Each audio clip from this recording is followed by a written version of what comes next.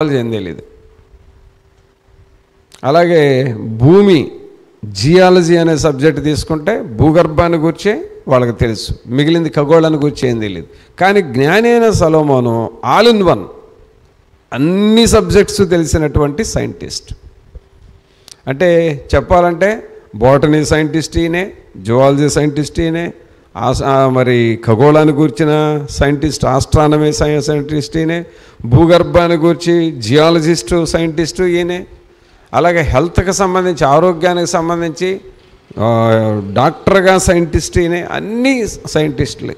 అంత జ్ఞానం ఉంది సొలొమోన్లో. ఆయన అంతా చెప్పి చెప్పి చెప్పి చివరికి ఏమంటాడంటే, ఏదన్నా చేయండి, ఎలా అన్నా సంపాదించండి, దేవుడు గనక మీకు లేకపోతే మీరు వేస్ట్ ఫెలోస్ అంటాడు. చివరికి అది తేల్చేది. నువ్వు ఏమన్నా చెయ్యి, నీతో దేవుడు లేకపోతే నువ్వు వేస్ట్ అంటాడు. అది ప్రసంగి యొక్క సారాంశం. ఇక మూడవ గ్రంథం పరమగీతం. ఈ పరమగీతం ఏమిటి అనంటే, జీవితంలో ఎలా బ్రతకాలో చెప్పాడు సామెతల్లో. అలాగే నువ్వు ఈ లోకంలో ఏమన్నా చెయ్యి సాధించు, కానీ దేవుడు లేకపోతే వ్యర్థమని అంటున్నాడు ప్రసంగిలో. ఇక పరమగీతం ఏంటంటే, ఇక దేవుడికి నీకు ఉండవలసిన సంబంధాన్ని గురించి చెప్పాడు. అంటే ఇక లోకంలో అన్నీ వదిలేసుకొని ఎవరితో నువ్వు సంబంధం పెట్టుకోవాలి? దేవునితోనే సంబంధం పెట్టుకోవాలి. మనం చేయాల్సినవన్నీ చేస్తాం, చివరికి అది నీకు వృధా, వ్యర్థమని అర్థం అవుతుంది. ఆ తర్వాత నువ్వు దేవునితో సంబంధం పెట్టుకోవాలి, అది చెబుతుంది. అందుకనే పరమగీతము అని అన్నాడు. ఈ పరమగీతం అంటే ఏంటంటే, అదొక గీతం, పాట. దేని గురించి అంటే పరమ. పరమ అంటే పరలోకము, పరమ అంటే ప్రభువు, పరలోకములో ఉన్న దేవుడు. ఆయనను గూర్చి పాడుకోవటం, ఆయనను స్తుతించుకోవటం, ఆయనను ఆరాధన చేసుకోవటం, ఆయనతో కలియటం, ఆయనతో సహవాసం చేయటం, ఆయనతో స్నేహం చేయటం, ఇది మనం చేయాల్సిన పని. అందుకే మీరు దేవునితో ఐక్యపరచబడాలి అని ఈ పరమగీతాన్ని గూర్చి రాశాడు. కాబట్టి 3 గ్రంథాలు రాశాడు. 3 గ్రంథాల్లో 3 ప్రత్యేకమైన విషయాలు చెప్పాడు. అయితే ఇక్కడ మనం చదివిన వాక్యంలో చూస్తే, ఇప్పుడు నేను చెప్పిందంతా ఈ ఒక్క మాటలోనే వచ్చేస్తుంది. 13వ వచనం చదవండి. ఇదంతయు వినిన తరువాత అనండి అందరూ ఆ మాట. ఇదంతయు వినిన తర్వాత, ఇదంతా వినిన తర్వాత అంటే ఏంటి? అది అంత ఏంటంట అనంటే, ఈయన భూమి పుట్టిన దగ్గర నుండి ఉన్న చరిత్ర అంతా తీశాడు బయటికి. అంటే కొన్ని వేల సంవత్సరాల చరిత్ర అంతా చెప్పాడు. ఇదంతా చెప్పి ఏమంటాడు? ఇదంతయు వినిన తరువాత తేలిన ఫలితార్థం ఇదే, తేలిన ఫలితార్థం ఇదే. చివరికి రిజల్ట్ ఇదయ్యా. నువ్వెంతన్నా చెప్పు, నువ్వెంతన్నా విను, చివరికి రిజల్ట్ ఇది. ఇప్పుడు మనకి స్టోరీ అంతా కావాలా, రిజల్ట్ కావాలా? చెప్పండి, ఏది బాగుంటుంది? స్టోరీ అంతా తెలుసుకోవాలా, ఫైనల్గా ఏం జరిగిందో రిజల్ట్ తెలుసుకుంటే చాలా? ఏది కావాలి నీకు? స్టోరీ కావాలా, రిజల్ట్ కావాలా నీకు? రిజల్ట్ కావాలా, స్టోరీ కావాలా? స్టోరీ కావాలా? స్టోరీ అంతా వింటావు, సరే. స్టోరీ కావాలనుకుంటే స్టోరీ అంతా వింటావు, చివరికి నీకు రిజల్ట్ ఏంటి? కాబట్టి స్టోరీ తెలుసుకో, కానీ రిజల్ట్ ఇది. ఏంటది? ఇదంతయు వినిన తరువాత తేలిన ఫలితార్థం ఇదే, తేలిన ఫలితార్థం ఇదే. దేవుని యందు భయభక్తులు కలిగి ఉండి, భయభక్తులు కలిగి ఉండి. అది ఇక్కడ ఆపుతున్నాడు. ఇక బాబు నువ్వేమన్నా చేయనాయన, నువ్వు సంపాదించుకో, పేరు ప్రఖ్యాతులు సంపాదించుకో, డబ్బు సంపాదించుకో, ఉద్యోగాలు సంపాదించుకో, పొలాలు వేసుకో, పంటలు పండించుకో, కొట్లు నింపుకో, బాగా తిను, త్రాగు, సుఖించను, ఏమన్నా చేయనైనా ఫలితం ఏంటంటే దేవుని యందు భయభక్తులు కలిగి ఉండటం చాలా అవసరం. ఆమేన్. ఏం కలిగి ఉండాలి? ఏం కలిగి ఉండాలి? దేవుని యందు భయభక్తులు కలిగి ఉండటం నేర్చుకోండి. అది చెబుతున్నాడు. దేవుని యందు భయభక్తులు కలిగి ఉండి ఆయన కట్టడలను అనుసరించి నడుచుచుండవలెను. మానవ కోటికి ఇదియే విధి. ఇప్పుడు మనం ఆలోచన చేద్దాం. జ్ఞాని అయిన సొలొమోను గారు అంత తెలివి కలిగిన వాడు, అంత మహాజ్ఞానే ఆ మాట చెబితే ఇక అంతకంటే తెలివిగా మనం ఏమైనా ఆలోచించగలమా? చెప్పండి. కొన్నిసార్లు ప్రియులరా మనకు ఆలోచన చేసే శక్తి ఉండదు. ఉండనప్పుడు ఏం చేయాలంటే మనకంటే బాగా తెలిసిన వాళ్ళు ఏదన్నా చెబితే అది సింపుల్గా నమ్మాలి, వినాలి, అంతే. మళ్ళీ నేను దీన్ని టెస్ట్ చేస్తాను, మళ్ళా దీనిలో ఎంతవరకు లోతుందో, ఎంతవరకు ఇది వాస్తవమో అని నువ్వు టెస్ట్ చేసి పరీక్షలు చేస్తే ఇక నీ జన్మ సాలదిక. జ్ఞాని అయిన సొలొమోను కంటే ఎక్కువ ఆలోచించలేంగా మనం, అంతకంటే తెలివిగా మనం ఏది చేయలేంగా. ఇక ఎందుకు మరి ఆయనతో పోటీ ఎందుకు మనకి? ఆయన చెప్పింది వినటం, చేయటం, అంతే. ఆయన కూడా ఏం చెప్పాడు? ఆయన సొంతదేం చెప్పట్లా, దేవుని విషయమే చెప్పాడు. ఏమని చెప్పాడు? దేవుని యందు భయభక్తులు కలిగి ఉండి ఆయన కట్టడలను అనుసరించి నడుచుచుండవలెను. మానవ కోటికి ఇదియే విధి. మానవ కోటికి ఇదియే విధి. దేవుని యందు భయభక్తులు కలిగి ఉండండి. సరే, ఇప్పుడు మన సంగతికి వద్దాం. సొలొమోను గారు 3 గ్రంథాలు రాశాడని చెప్పాను, కొన్ని కీర్తనలు రాశాడని చెప్పాను, ఒక్కొక్క గ్రంథంలో ఒక్కొక్క విషయం చెప్పాడని చెప్పాను. చివరికి మన విషయం తేల్చేశాడు. ఏమని తేల్చేశాడు? యెహోవా యందు భయభక్తులు కలిగి ఉండండి అని చెప్పాడు. ఇప్పుడు దేవుని యందు భయభక్తులు కలిగి ఉంటే మనకు మంచిదా మంచిది కాదా ముందు అది తేల్చుకోవాలి. చెప్పండి. దేవుని యందు భయభక్తులు కలిగి ఉంటే మనకు మంచిదా మంచిది కాదా? ఏదో ఒకటి చెప్పండిలే. మంచిదా మంచిది కాదా? మంచిదేనా? లేకపోతే ఏమన్నా తేడా ఉందా? దేవుని యందు భయభక్తులు లేకపోయినా పర్వాలేదా అని ఆలోచన చేస్తే ఎవరైనా అనే మాట ఏంటంటే దేవుని యందు భయభక్తులు కలిగి ఉండాల్సిందే, తప్పదు. నువ్వెవరైనా సరే. పిల్లరా, అసలు ఇంకొక విషయం ఏంటో తెలుసా? నీవు పెద్దవాడు అయ్యే కొలదే, నువ్వు పెద్దదాని అయ్యే కొలదే నీలో భయభక్తులు ఇంకా పెరుగుతూ ఉండాలి. మన వయసుతో పాటు, మన స్థాయితో పాటు భయభక్తులు పెరగాలి.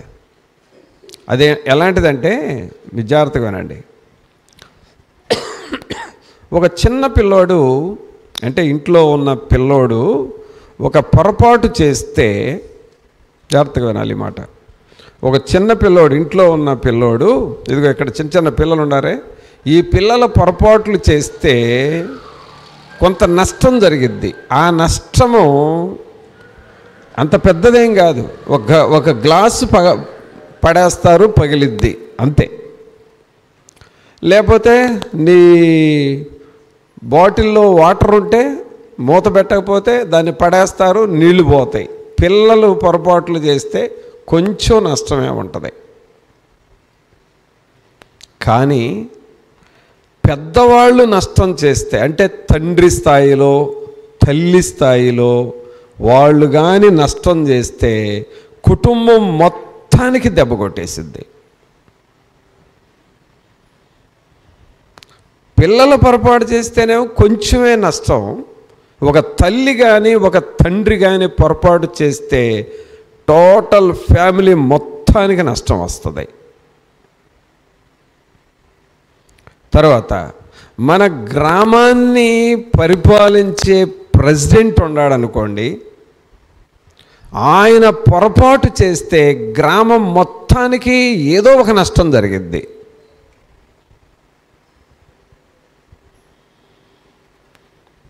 అలాగే రాష్ట్రాన్ని పరిపాలించే నాయకుడు ఉన్నాడు అనుకోండి, అతను పొరపాటు చేస్తే రాష్ట్రం మొత్తానికి దెబ్బ కొట్టింది.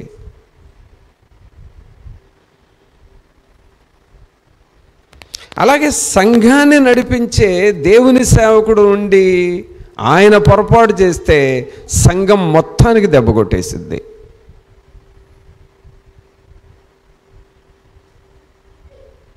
అలాగే ప్రపంచాన్ని పరిపాలించేవాళ్ళు. అంటే నేను మీకు జ్ఞాపకం చేస్తుంది ఏంటంటే, మన స్థాయి పెరిగే కొద్దే మనం ఎక్కువ నష్టం చేస్తాం ఇతరులకి. ఇలాంటి పరిస్థితుల్లో ఎలా ఉండాలంటే, మన స్థాయి పెరిగే కొలిదే దేవుని యందు భయభక్తులు పెరగాలి మనలో. పిల్లలు ఒక 10 నిమిషాలు ప్రార్థన చేసుకుంటే చాలు, వాళ్ళకి భక్తి ఉండట్టే, దేవుని భయం ఉండట్టే. కానీ తల్లిదండ్రులు ఆ పిల్లల్లాగా 10 నిమిషాలు ప్రార్థన చేస్తే అది నష్టమే వాళ్ళకి. వాళ్ళ ప్రార్థన స్థాయి పెరగాలి. అలాగే ఇక ఆ తర్వాత దేశాన్ని పరిపాలించేవాళ్ళు బైబిల్ ప్రకారం అయితే మనందరికంటే వాళ్ళు ఎక్కువ ప్రార్థన చేయాలి. వాళ్ళు అసలు ఏమైనా చేస్తారా? వాళ్ళు ఏమీ చేయరు. ఒకవేళ ఏదైనా నమ్మకం ఉంటే 2 చేతులు పెట్టి ఇట్లా దండం పెట్టుకుంటారే తప్ప దేవుని దగ్గర మోకరించి ప్రార్థన చేయరు. వాళ్ళు ఎక్కువ డ్యామేజ్ చేస్తారు రాష్ట్రాలని.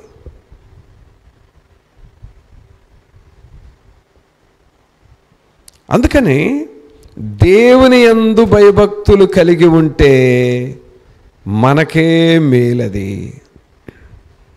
మన కుటుంబానికి మేలు, మన సంఘానికి మేలు, మన సేవకు మేలు, మన దగ్గరుండే సహోదరులందరికీ మేలు జరుగుతుంది. అందుకని మనం దేవుని యందు భయభక్తులు కలిగి ఉండాలి.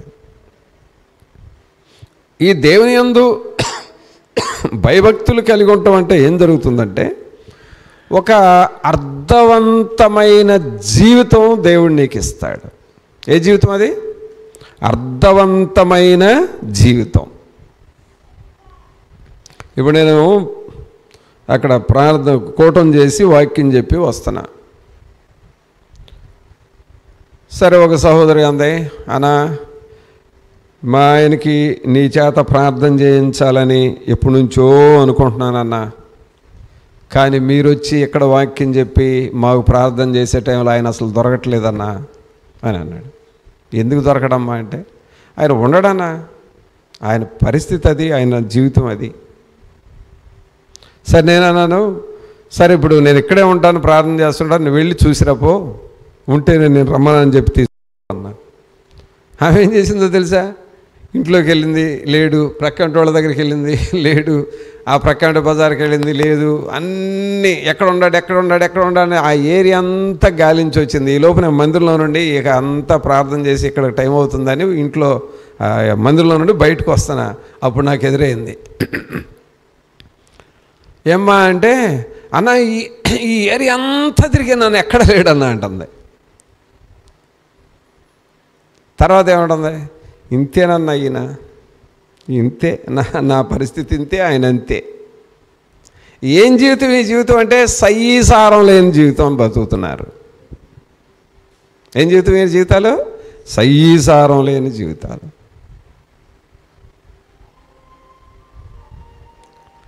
కారణం ఏంటో తెలుసా? యెహోవా యందు భయభక్తులు లేని జీవితం సయీసారం లేని జీవితం లాగా ఉంటుంది. నిష్ప్రయోజనకరమైన జీవితం. భార్యకి తలనొప్పే, పిల్లలకి తలనొప్పే.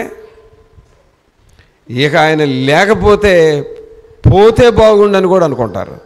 సయీసారం లేని జీవితం ద్వారా అందరికీ బాధలే.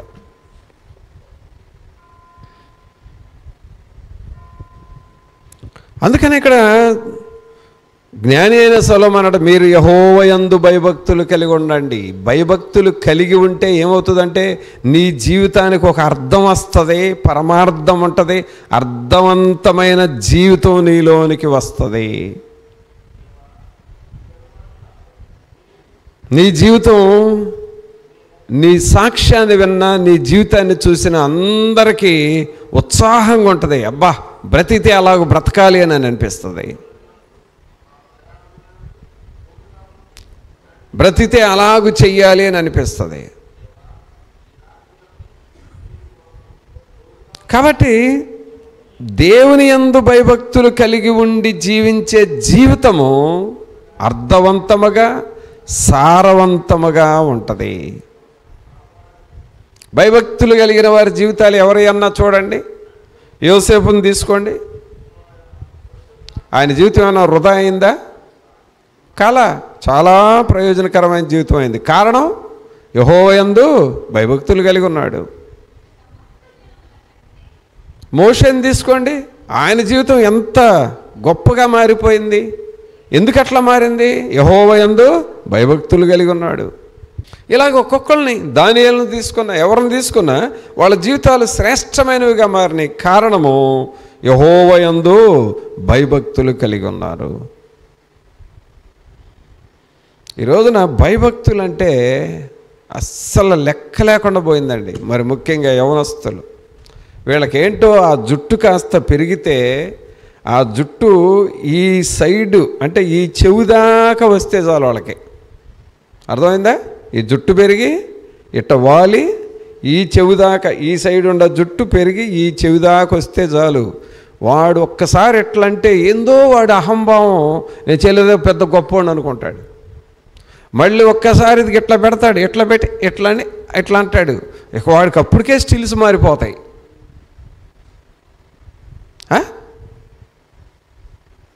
ఏదో అనుకుంటున్నారు, అసలు వాళ్ళకి తెలియట్లేదు. సైతాను వాళ్ళ జీవితాలని పాడు చేస్తుందన్న సంగతి వాళ్ళకి తెలియదు. అర్థం లేని జీవితం, సారం లేని జీవితం, నిష్ప్రయోజనమైన జీవితానికి వాళ్ళు సిద్ధపడుతున్నారని వాళ్ళకి తెలియదు.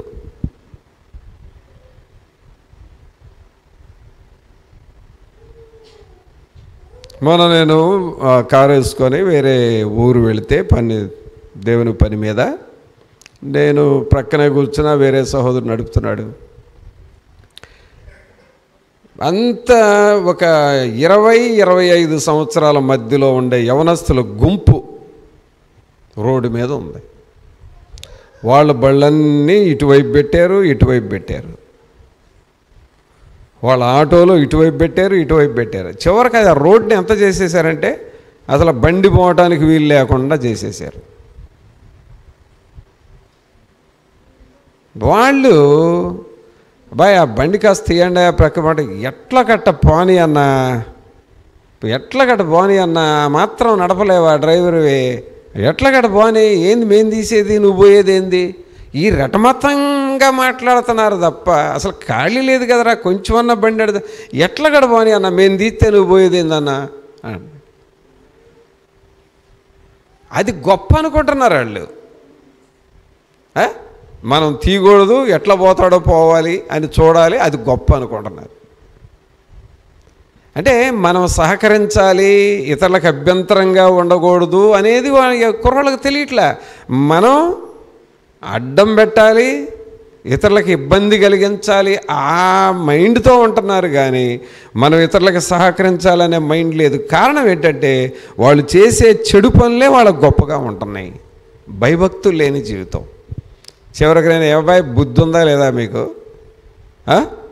ఎన్నిసార్లు చెప్పినా ఏంటి అని అంటే ఇక అప్పుడు వాళ్ళకి చలనం వచ్చింది.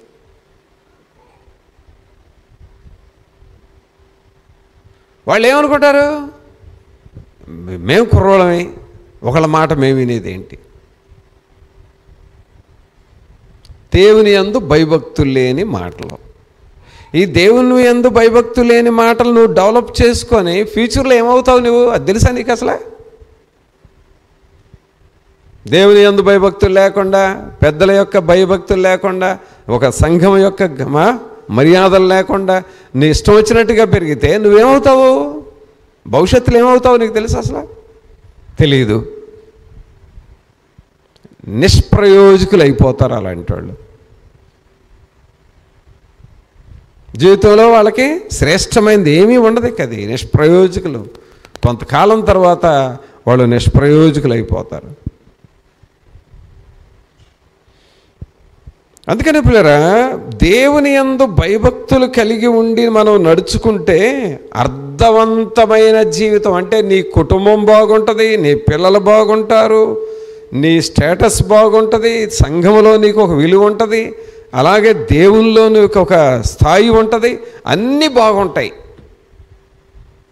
ఈ భయభక్తులు అనేవి ఎప్పుడైతే పోతాయో నీ అన్ని నైతిక విలువలు పడిపోతాయి, నైతిక స్థాయి దిగజారిపోద్ది. ఇక సంఘంలో గౌరవం పోద్ది, సమాజంలో గౌరవం పోద్ది, ఫ్యామిలీలో గౌరవం పోద్ది. తర్వాత నీకు గౌరవం పోయే కొద్దే మళ్ళీ మీ అమ్మ నాన్నకి తలవంపులు వస్తూ ఉంటాయి. నీకు సంబంధించిన వాళ్ళు నిన్ను గురించి గౌరవంగా చెప్పుకోవటానికి కూడా సిగ్గుపడతా ఉంటారు. ఇదంతా ఎవడు చేస్తున్న పని అనుకుంటున్నారు? సాతానుడు గాడు నీలో ఉండి చేస్తున్న పని అది. దేవుని యందు భయభక్తులు లేకుండా చేస్తున్న పని అది. అందుకని ప్రియరా, యెహోవా యందు భయభక్తులు కలిగి ఉంటే అర్థవంతమైన జీవితం, దీన్ని మీనింగ్ఫుల్ లైఫ్ అంటారు. అర్థవంతమైన జీవితం నీకు వస్తుంది. బ్రతికితే అలాంటి బ్రతుకు బ్రతకాలంటారే, అది అలాంటి జీవితం వస్తుంది నీకు. తర్వాత దేవుని యందు భయభక్తులు కలిగి ఉండటం అంటే ఏంటో చూద్దాం. ద్వితీయోపదేశకాండం తీయండి. ద్వితీయోపదేశకాండము 10వ అధ్యాయము 12వ వచనం నుండి చూడండి. కాబట్టి ఇశ్రాయేలు నీ దేవుడైన యెహోవాకు భయపడి ఆయన మార్గములన్నిటిలో నడుచుచు ఆయనను ప్రేమించి నీ దేవుడైన యెహోవాను నీ పూర్ణ మనసుతోను నీ పూర్ణాత్మతోను సేవించి నీ మేలు కొరకు నేడు నేను నీకు ఆజ్ఞాపించు యెహోవా ఆజ్ఞలను కట్టడలను అనుసరించి నడుచుకొందునను మాట కాక నీ దేవుడైన యెహోవా నిన్ను మరి ఏమి అడుగుచున్నాడు? చూసారా, దేవుని యందు భయభక్తులు కలిగి ఉండండి అయ్యా అని చెప్పేది ఎందుకు అనుకుంటున్నారు?